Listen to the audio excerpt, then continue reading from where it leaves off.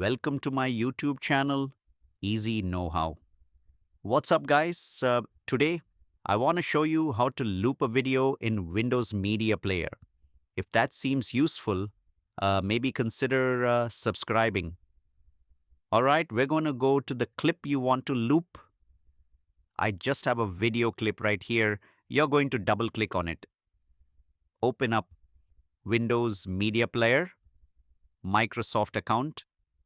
Got some inception going on here, maybe.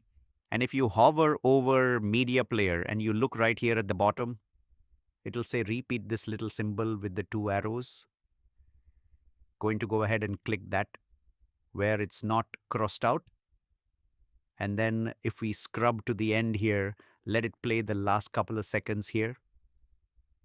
You can watch the playhead, go back to the beginning and loop.